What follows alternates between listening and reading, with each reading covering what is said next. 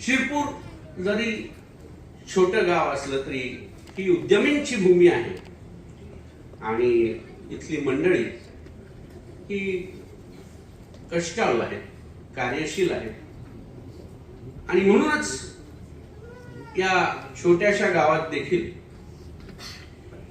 शिक्षणाच्या उत्तम सोयी येणं, शेतीत अधिक प्रयोग होणं अशा पद्धतीचं काम झालेलं आहे आणि त्या पद्धतीच्या कामांचं फलितही आपल्याला पाहायला मिळतं. मित्रांनो, आपण दादा धर्माधिकाऱ्यांचं नाव ऐकलं की नाही मला माहित नाही. मी जुन्या मंडळींना माहित असेल, गांधीवादी विचारांचे फार मोठे नेते होते दादा धर्माधिकारी. तर त्यांना एका रुग्णालयाचं उद्घाटन करायचं होतं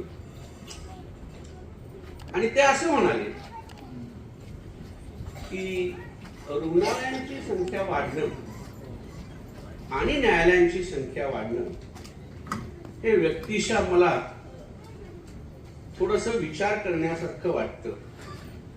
याचं कारण असं की रुग्णालयांची संख्या वाढणं म्हणजे समाजातल्या शारीरिक स्वास्थ्याविषयी आपण फारसे जागरूक नाहीत आणि म्हणून आपल्याला अधिक दवाखान्यांची गरज आहे.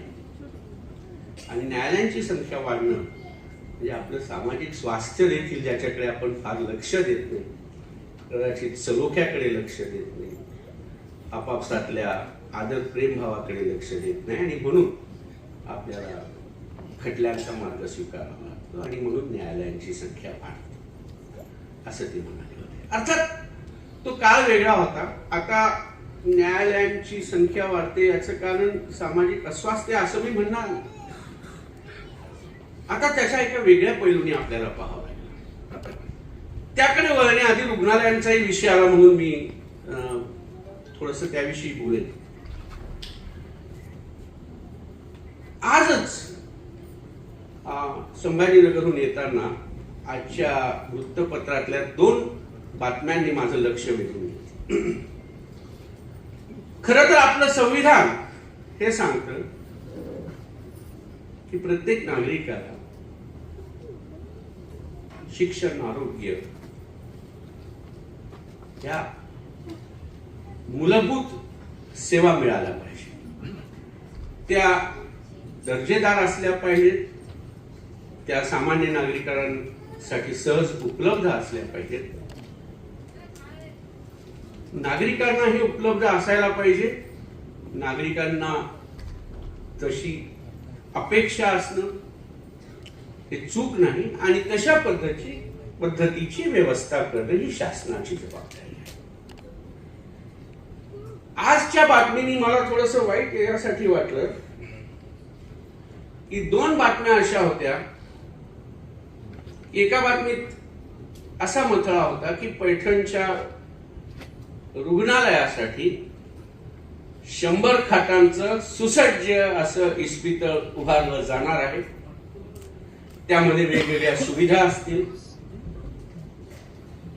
आणि त्याच्यात असं लिहिलं होतं की कदाचित नाशिकला आता कुंभमेळा आहे, तेव्हा कुंभमेळ्यासाठी जे भाविक येतील ते पैठणला देखील येतील म्हणून त्यांची सोय व्हावी, त्यांना आरोग्याच्या तक्रारी राहू नयेत.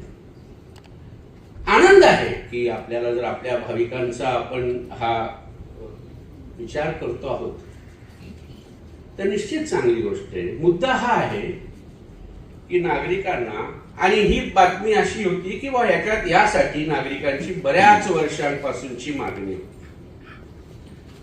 माझा मुद्दा हा आहे की कुंभमेळ्यात येणाऱ्या भाविकांसाठी आपण निश्चित सोय करावी, पण आरोग्याच्या सोयी उपलब्ध करून देण्यासाठी कुंभमेळ्याच्या निमित्ताची आपल्याला गरज पडू नये. तसं असेल तर देवाकडे विनंती करेन किंवा कुंभमेळा दर 3 वर्षाला यावा, शक्य झालं तर दर 2 वर्षाला यावा. कारण ह्या आपल्यासाठी नागरिकांसाठी असणाऱ्या मूलभूत अपेक्षा आहेत की जर मला आरोग्याची काही तक्रार असेल तर मला जवळच्या जवळ आरोग्याची सेवा उपलब्ध असली पाहिजे.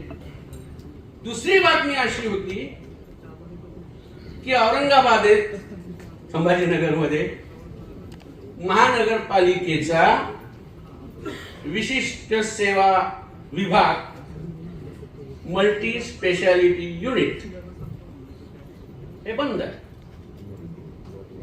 आणि ते बंद यासाठी आहे की तिथे अनेक विभागातले डॉक्टर उपलब्ध नाहीत. बातमीबरोबर चित्र होतं की रुग्णालयामध्ये कर्मचारी वर्गच उपलब्ध नसल्यामुळे पेशंटचे नातेवाईक स्वतः स्ट्रेचर घेऊन ओढत चाललेले आहेत. या दोन्ही बातम्यांमुळे मी विचलित झालो आणि मला असं वाटलं की जर अशा पद्धतीने होत असेल, ते सुद्धा संभाजीनगर सारख्या शहरात होत असेल, तर ग्रामीण भागात काय अवस्था असेल. ग्रामीण भागात जिथे आमचे अनेक बांधव ते कदाचित अल्पभूधारक असतील, कदाचित शोषित वंचित समाजातले असतील, कदाचित महिला असतील, कदाचित मुली असतील, या सगळ्यांना जर आरोग्याचे प्रश्न भेडसावत असतील तर त्याची आम्ही सोय करणार आहोत की नाही. शासन म्हणून आम्हाला हे करायचंय की नाही. करायचं असेल तर मग आम्ही त्याच्यासाठी निमित्तांची वाट का पाहावी. आणि म्हणूनच जसं रुग्णालय ही आवश्यक आहे तशी न्यायालय दुसऱ्या बाजूने यासाठी आता आवश्यक आहे की संविधानात ही तरतूद आहे की नागरिकांना जलद, किफायतशीर अशा पद्धतीची न्याय सेवा उपलब्ध व्हावी. आणि म्हणून मग तो दोन व्यक्तींमधला खटला असेल, व्यक्ती आणि संस्थेमधला खटला असेल, व्यक्ती आणि शासन याच्यातला वाद असेल, कारण अनेकदा किंबहुना उच्च न्यायालयांमध्ये आणि वरच्या न्यायालयांमध्ये शासन हा एक महत्वाचा पक्षकार घटक आहे. आणि म्हणून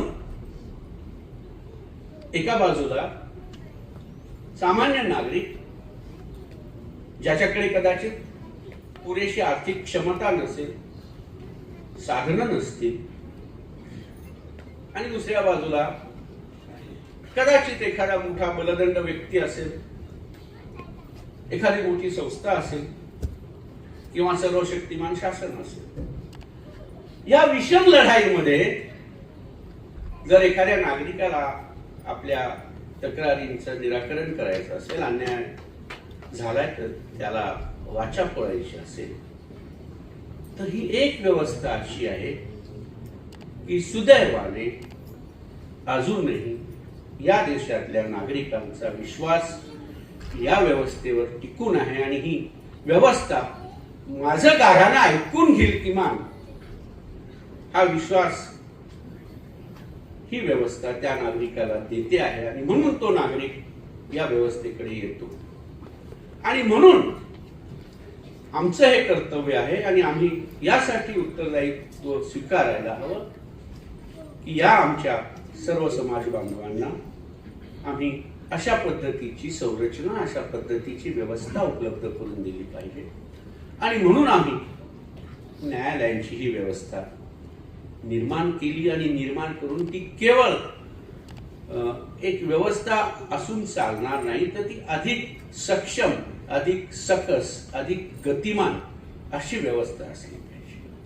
आणि म्हणून आता आपले हे प्रयत्न आहेत की ही न्यायालय जी आपण नवीन तयार करतो आहोत, ती न्यायालय ही चांगल्या पद्धतीने सोयी सुविधांनी, जेवढ्या न्यूनतम का असेना पण मूलभूत सोयी सुविधा जिथे आपण देऊ शकू अशा पद्धतीची सोयी सुविधांनी युक्त अशी इमारत न्यायालयाची आपण द्यायचा प्रयत्न